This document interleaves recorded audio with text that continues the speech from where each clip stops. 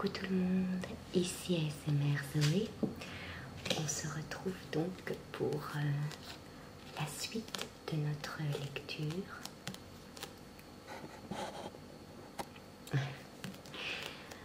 Ourson. Et cette fois-ci donc c'est en soft spoken. Et voilà. Cette histoire me plaît beaucoup. J'espère qu'elle vous plaît à vous aussi. Et nous allons commencer sans plus attendre.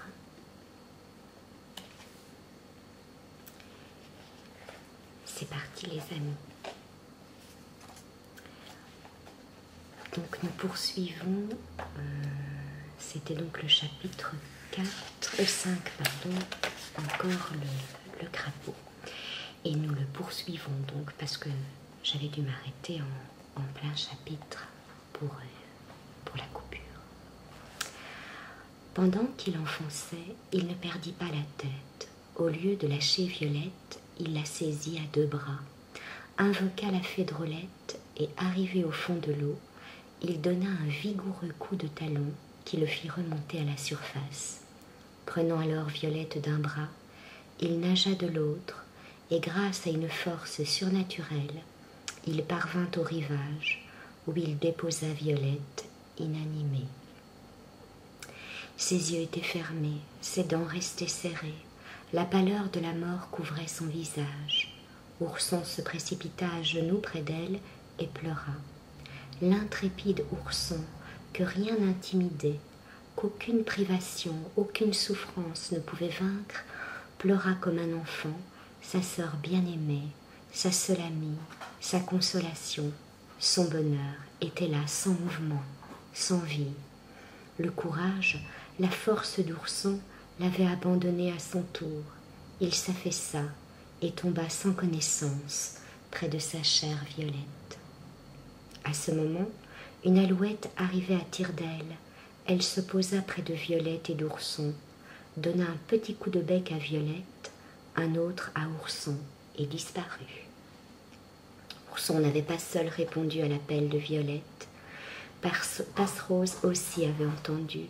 Au cri de Violette succéda le cri le plus fort et le plus terrible d'Ourson. Elle courut à la ferme prévenir Agnella et toutes deux se dirigèrent rapidement vers le ruisseau d'où partaient les cris. En approchant, elles virent avec autant de surprise que de douleur Violette et Ourson étendus sans connaissance. Passerose mit tout de suite la main sur le cœur de Violette. Elle le sentit battre. Agnella s'était assurée également qu'Ourson vivait encore. Elle commanda à Passerose d'emporter, de déshabiller et de coucher Violette pendant qu'elle-même ferait respirer à Ourson un flacon de sel et le ranimerait avant de le ramener à la ferme. Ourson était trop grand et trop lourd pour qu'Agnella et Passerose pussent songer à l'emporter. Violette était légère, Passerose était robuste, elle la porta facilement à la maison, où elle ne tarda pas à la faire sortir de son évanouissement. Elle fut quelques instants avant de se reconnaître. Elle conservait un vague souvenir de terreur, mais sans se rendre compte de ce qui l'avait épouvantée. Pendant ce temps, les tendres soins d'Agnella avaient rappelé Ourson à la vie. Il ouvrit les yeux, aperçut sa mère et se jeta à son cou en pleurant. « Mère, chère mère, s'écria-t-il, ma Violette, ma sœur bien-aimée a péri. Laissez-moi mourir avec elle. »« Rassure-toi, mon cher fils, répondit Agnella. Violette vit encore. Passerose l'a emportée à la maison pour lui donner les soins que réclame son état. » Ourson sembla renaître à ces paroles. Il se releva et voulut courir à la ferme, mais sa seconde pensée fut pour sa mère, et il modéra son impatience pour revenir avec elle. Pendant le court trajet du ruisseau à la ferme, il lui raconta ce qu'il savait sur l'événement qu'il avait failli coûter la vie à Violette. Il ajouta que la bave de la fée rageuse lui avait laissé dans la tête une lourdeur étrange. Agnella raconta à son tour comment elle et Passerose les avaient trouvés évanouis au bord du ruisseau. Ils arrivèrent ainsi à la ferme. Ourson s'y précipita tout ruisselant encore. Violette, en le voyant, se ressouvint de tout. Elle s'élança vers lui, se jeta dans ses bras et pleura sur sa poitrine. Ourson pleura aussi. Agnella pleurait. Passerose pleurait. C'était un concert de larmes à attendrir les cœurs. Passerose y mit fin en s'écriant « Ne dirait-on pas que nous sommes les gens les plus malheureux de l'univers? Voyez donc notre pauvre ourson déjà mouillé comme un roseau, qui s'inonde encore de ses larmes et de celles de Violette. Allons, enfants, courage et bonheur, nous voilà tous vivants grâce à Ourson. » « Oh oui, interrompit Violette, grâce à Ourson, à mon cher, à mon bien-aimé Ourson. Comment m'acquitterai-je jamais de ce que je lui dois? Comment saurais-je lui témoigner ma profonde reconnaissance, ma tendre affection? En m'aimant toujours comme tu le fais, ma sœur, ma Violette chérie. Ah, si j'étais assez heureux pour te rendre plusieurs services. N'as-tu pas changé mon existence? Ne l'as-tu pas rendue heureuse et gaie, de misérable et triste qu'elle était?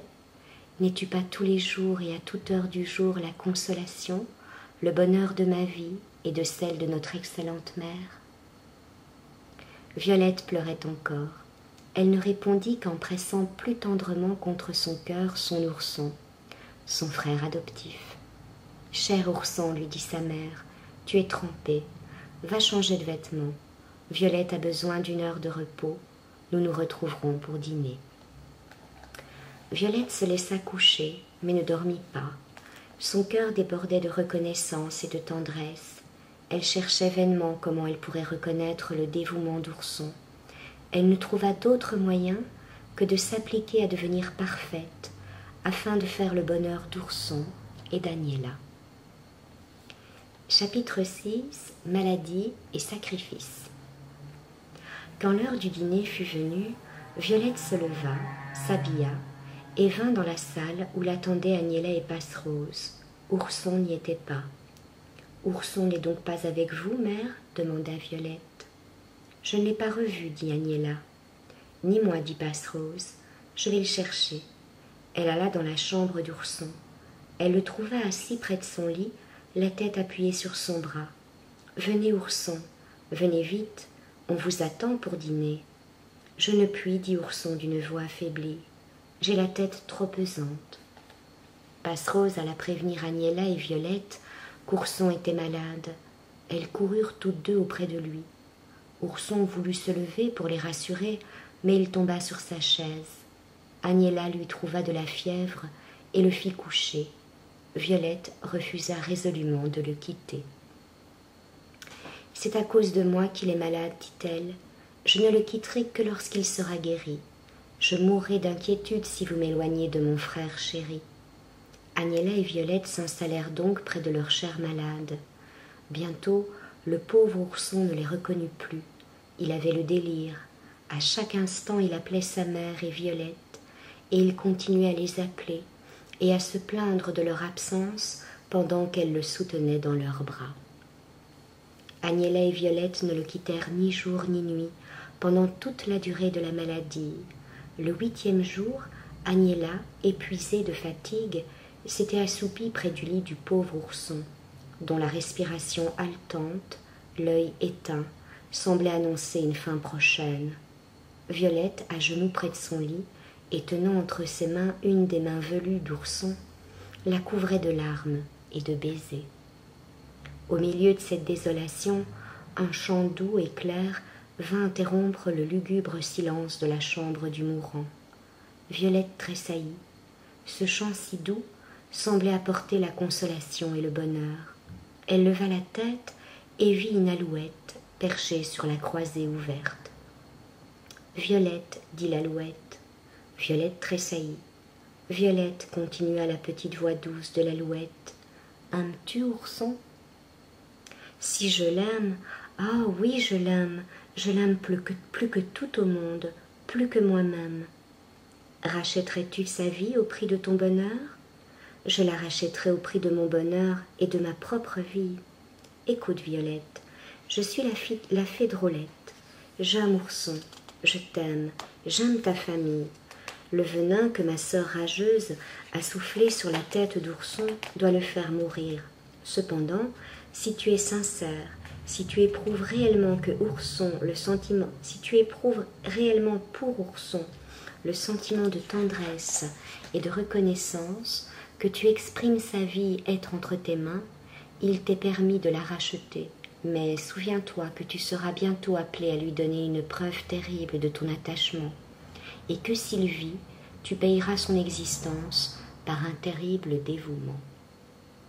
Oh madame, vite, vite, dites-moi ce que je dois faire pour sauver mon cher Ourson. Rien ne me sera terrible, tout me sera joie et bonheur si vous m'aidez à le sauver. Bien, mon enfant, très bien, dit la fée. Baise-lui 3 fois l'oreille gauche en disant à chaque baiser « à toi, pour toi, avec toi ». Réfléchis encore avant d'entreprendre sa guérison. Si tu n'es pas prête au plus dur sacrifice, il t'en arrivera malheur. Ma sœur rageuse serait maîtresse de ta vie. Pour toute réponse, Violette croisa les mains sur son cœur, jeta sur la fée qui s'envolait un regard de tendre reconnaissance, et se précipitant sur Ourson, elle lui baisa 3 fois l'oreille en disant d'un accent pénétré « à toi, pour toi, avec toi ». À peine eut-elle fini qu'Ourson poussa un profond soupir, ouvrit les yeux, aperçut Violette et lui saisissant les mains, les porta à ses lèvres en disant « Violette, chère Violette, il me semble que je sors d'un long rêve. Raconte-moi ce qui s'est passé. Pourquoi suis-je ici? Pourquoi es-tu pâlie, maigrie? Tes joues sont creuses comme si tu avais vieilli. Tes yeux sont rouges comme si tu avais pleuré. » Chut, dit Violette, n'éveille pas notre mère qui dort. Voilà bien longtemps qu'elle n'avait dormi. Elle est fatiguée. Tu as été bien malade. Et toi, Violette, t'es-tu reposée? Violette rougit, hésita. Comment aurais-je pu dormir, cher Ourson, quand j'étais cause de tes souffrances? Ourson se tut à son tour. Il la regarda d'un œil attendri et lui baisa les mains. Il lui demanda encore ce qui s'était passé. Elle le lui raconta, mais elle était trop modeste et trop réellement dévouée pour lui révéler le prix que la fée avait attaché à sa guérison. Ourson n'en sut donc rien. Ourson, qui se sentait revenu à la santé, se leva et s'approchant doucement de sa mère, l'éveilla par un baiser. Agnella crut qu'il avait le délire. Elle cria, appela Passerose et fut fort étonnée quand Violette lui raconta comment Ourson avait été sauvé par la bonne petite fée Drôlette. À partir de ce jour, Ourson et Violette s'aimèrent plus tendrement que jamais. Ils ne se quittaient que lorsque leurs occupations l'exigeaient impérieusement. Chapitre 7. Le sanglier. Il y avait 2 ans que ces événements s'étaient passés. Un jour, Ourson avait été coupé du bois dans la forêt. Violette devait lui porter son dîner et revenir le soir avec lui. À midi, Passerose mit au bras de Violette un panier qui contenait du vin, du pain, un petit pot de beurre, du jambon et des cerises. Violette partit avec empressement. La matinée lui avait paru bien longue et elle était impatiente de se retrouver avec son cher Ourson. Pour abréger la route, elle s'enfonça dans la forêt qui se composait de grands arbres sous lesquels on passait facilement. Il n'y avait ni ronces ni épines, une mousse épaisse couvrait la terre. Violette marchait légèrement, elle était contente d'avoir pris le chemin le plus court.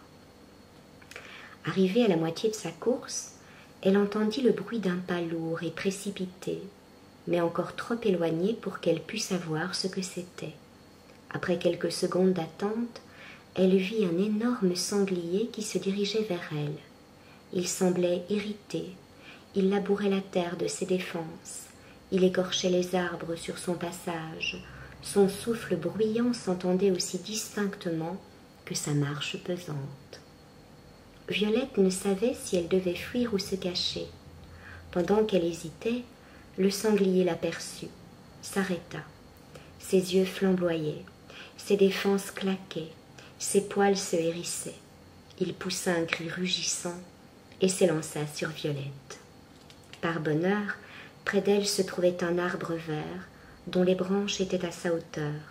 Elle en saisit une des deux mains, sauta dessus et grimpa de branche en branche jusqu'à ce qu'elle fût à l'abri des attaques du sanglier. À peine était-elle en sûreté que le sanglier se précipita de tout son poids contre l'arbre qui servait de refuge à Violette. Furieux de ne pouvoir assouvir sa rage, il dépouilla le tronc de son écorce et lui donna de si vigoureux coups de boutoir que Violette eut peur. L'ébranlement causé par ces secousses violentes et répétées pouvait la faire tomber. Elle se cramponna aux branches, le sanglier se lassa enfin de ses attaques inutiles et se coucha au pied de l'arbre, lançant de temps à autre des regards flamboyants sur Violette. Plusieurs heures se passèrent ainsi. Violette, tremblante et immobile, le sanglier tantôt calme, tantôt dans une rage effroyable, sautant sur l'arbre, le déchirant avec ses défenses. Violette appelait à son secours son frère, son ourson chéri. À chaque nouvelle attaque du sanglier, elle renouvelait ses cris. Mais Ourson était bien loin, il n'entendait pas. Personne ne venait à son aide. Le découragement la gagnait. La faim se faisant sentir, elle avait jeté le panier de provisions pour grimper à l'arbre. Le sanglier l'avait piétiné et avait écrasé, broyé tout ce qu'il contenait. Pendant que Violette était en proie à la terreur et qu'elle appelait vainement du secours, Ourson s'étonnait de ne voir arriver ni Violette ni son dîner. « M'aurait-on oublié ?» se dit-il. « Non, ni ma mère ni Violette ne peuvent m'avoir oublié. C'est moi qui me serais mal exprimée. Elles croient sans doute que je dois revenir dîner à la maison. Elles m'attendent, elles s'inquiètent peut-être. » À cette pensée, Ourson abandonna son travail et reprit précipitamment le chemin de la maison. Lui aussi, il voulut abréger la route en marchant à travers bois. Bientôt, il crut entendre des cris plaintifs. Il s'arrêta, écouta. Son cœur battait violemment. Il avait cru reconnaître la voix de Violette, mais non, plus rien. Il allait reprendre sa marche lorsqu'un cri plus distinct, plus perçant, frappa son oreille. Plus de doute, c'était Violette, sa Violette qui était en péril, qui appelait Ourson. Il courut du côté d'où partait la voix. En approchant, il entendit non plus des cris, mais des gémissements, puis des grondements accompagnés de cris féroces et de coups violents. Le pauvre ourson courait avec la vitesse du désespoir. Il aperçut enfin le sanglier ébranlant de ses coups de boutoir l'arbre sur lequel était Violette, pâle, défaite, mais en sûreté. Cette vue-là lui donna des forces. Il invoqua la protection de la bonne fée Drôlette et courut sur le sanglier, sa hache à la main. Le sanglier, dans sa rage, soufflait bruyamment. Il faisait claquer l'une contre l'autre des défenses formidables, et à son tour, il s'élança sur Ourson. Celui-ci esquiva l'attaque en se jetant de côté. Le sanglier passa outre, s'arrêta, se retourna plus furieux que jamais, et revint sur Ourson, qui avait repris haleine, et qui, sa hache levée, attendait l'ennemi. Le sanglier fondit sur Ourson, et reçut sur la tête un coup assez violent pour la fendre en deux, mais telle était la dureté de ses os qu'il n'eut même pas l'air de le sentir. La violence de l'attaque renversa Ourson. Le sanglier, voyant son ennemi à terre, ne lui donna pas le temps de se relever, et sautant sur lui, le laboura de ses défenses et chercha à le mettre en pièces. Pendant qu'Ourson se croyait perdu, et que, s'oubliant lui-même, il demandait à la fée de sauver Violette, pendant que le sanglier triomphait et piétinait son ennemi, un chant ironique se fit entendre au-dessus des combattants. Le sanglier frissonna, quitta brusquement Ourson, leva la tête et vit une alouette qui voltigeait au-dessus d'eux. Elle continuait son chant moqueur.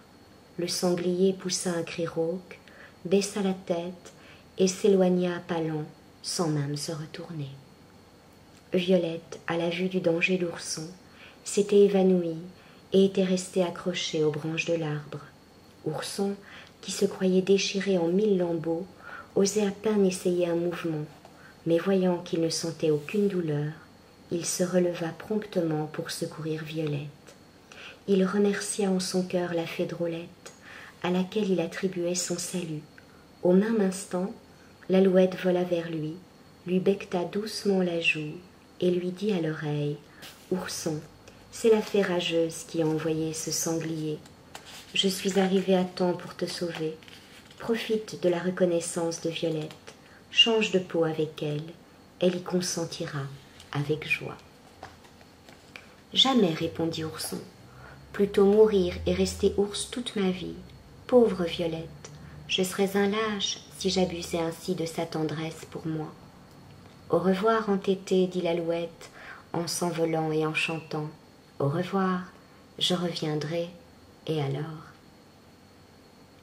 Alors comme aujourd'hui, pensa Ourson, et il monta à l'arbre, prit Violette dans ses bras, redescendit avec elle, la coucha sur la mousse et lui bassina le front avec un reste de vin qui se trouvait dans une bouteille brisée.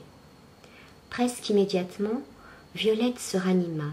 Elle ne pouvait en croire ses yeux lorsqu'elle vit l'ourson, vivant et sans blessure, agenouillé près d'elle et lui bassinant le front et les tempes. « Ourson, cher ourson, encore une fois tu m'as sauvé la vie. Dis-moi, oh, dis-moi ce que je puis faire pour te témoigner ma profonde reconnaissance. » « Ne parle pas de reconnaissance, ma Violette chérie. N'est-ce pas toi qui me donnes le bonheur? Tu vois donc qu'en te sauvant, je sauve mon bien et ma vie.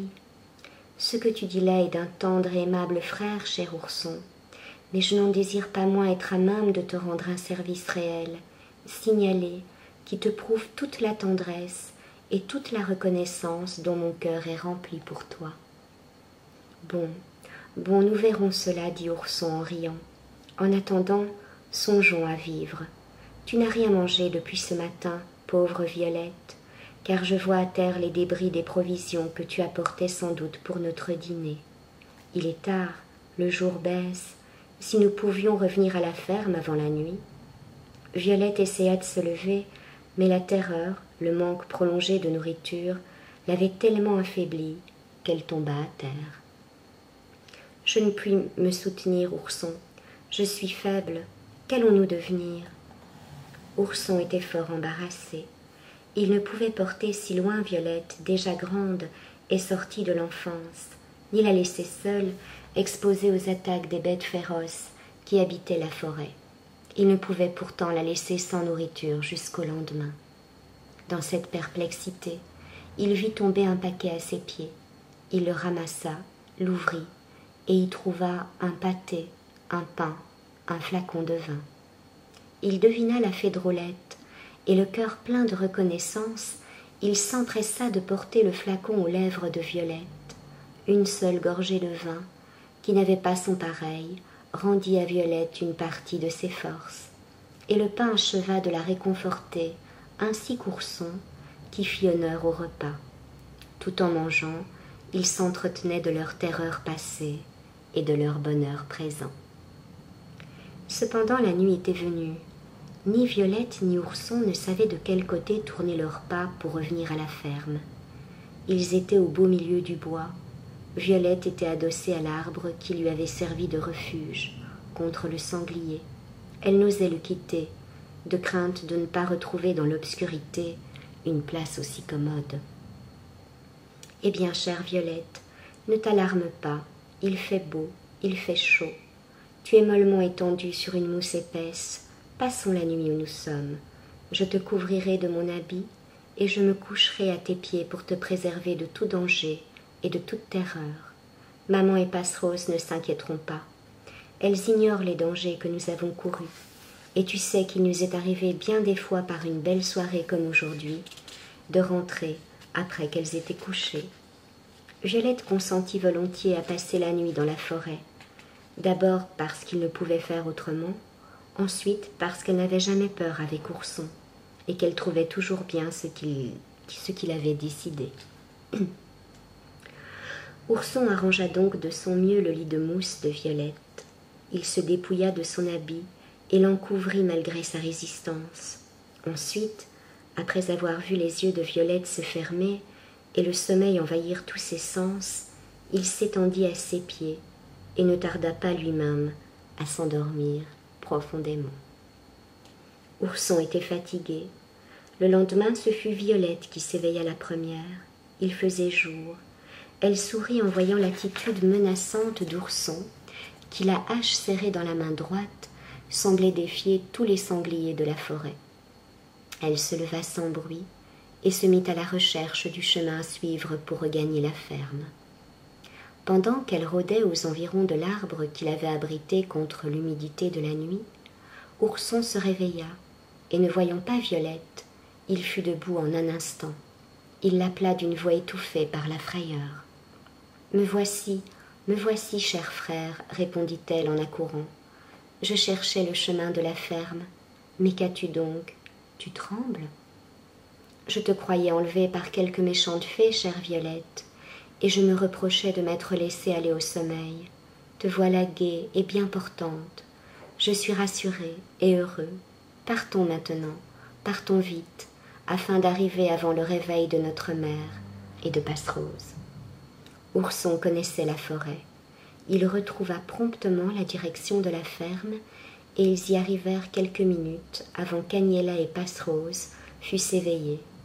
Ils étaient convenus de cacher à leur mère les dangers qu'ils avaient courus, afin de lui éviter les angoisses de l'inquiétude pour l'avenir. Passerose fut seule dans le secret de leurs aventures de la veille. Voilà, mes chers amis, nous poursuivrons donc avec le chapitre 8, l'incendie, qui sera donc à ce moment-là en chuchoté. Hâte de découvrir la suite. Je vous fais plein de gros bisous les amis. Je vous souhaite une belle journée, une belle soirée. Et alors surtout, n'oubliez pas que je vous aime. À bientôt. Bye.